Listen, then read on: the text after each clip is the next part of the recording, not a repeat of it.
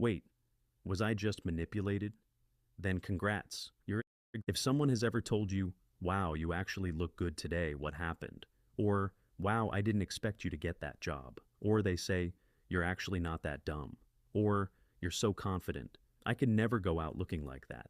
If you've ever walked away from a conversation feeling drained, disrespected, and wondering, wait, was I just manipulated?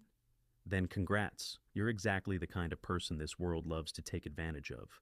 And when you show any disapproval with the comment, they will call you too sensitive. If you keep tolerating these 5 disgusting behaviors, they're gonna walk all over you like a doormat with a welcome sign tattooed on your forehead. Seneca once said, you act like mortals in all that you fear, and like immortals in all that you desire. That means you waste your life putting up with crap like you've got 1,000 years to fix it. You don't. So, we're fixing it today. I'll show you how to level up so far. They need Google Maps just to find your energy again. Let's talk about 5 behaviors that are straight up unacceptable. Oh, by the way, I always feature my favorite comment from the last video at the end, so stick around to see if it's yours. Let's go. 1. Backhanded compliments and sarcastic insults, disguised as just jokes. You know that friend who goes, wow, you actually look good today for once. Or, must be nice having so much free time to hit the gym, some of us work. Then they will immediately gaslight you by saying, oh, relax, it's just a joke. That ain't a joke. That's a coward throwing punches with a smile. People who constantly hit you with just playing sarcasm are testing your self-worth. Every joke is a jab to see if you'll laugh it off and stay small.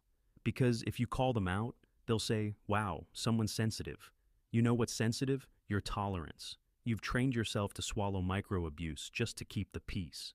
And guess what? That peace is fake, and so is the person. So next time they joke, stare them down and go, you say that a lot. Is there something you're actually trying to say? 2. The guilt trippers. These are the emotional blackmailers. You try to set a boundary, and they respond like you just committed a war crime. You cancel plans to rest, then they'll say, wow, I guess I'm not important anymore. You take a break from texting, they say, glad to know I'm so forgettable. You don't help them with their 59th crisis of the week, then they say, I just thought you were a real friend. Listen, manipulation wrapped in victimhood is still manipulation. They want control, and they've realized if they can't force you, they'll guilt you into doing it.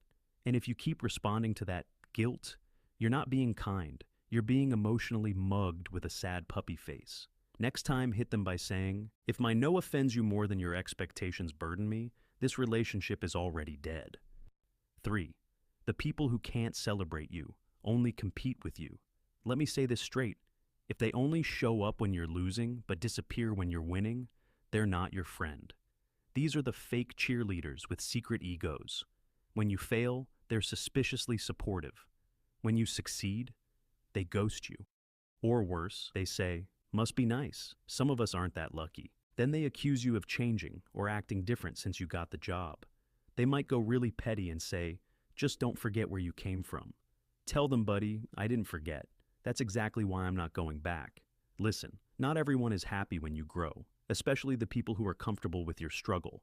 Cut ties with the ones who feel threatened by your glow-up. Real ones don't compete with you. They clap for you. 4. Constant one-sided conversations. You talk, they vanish.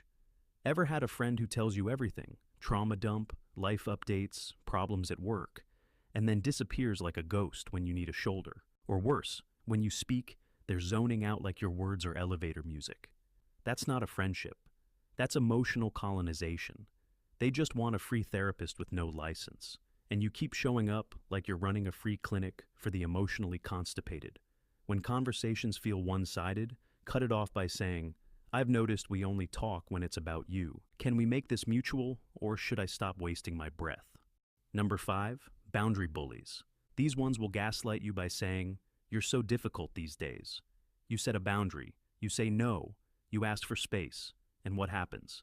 They accuse you of being cold, distant, different. Yes, you're different. It's called self-respect, and it's triggering their lack of control. These people loved the version of you that bent over backwards, kept quiet, and never said no. The moment you stop being a doormat, they call you selfish. Because your growth makes them uncomfortable.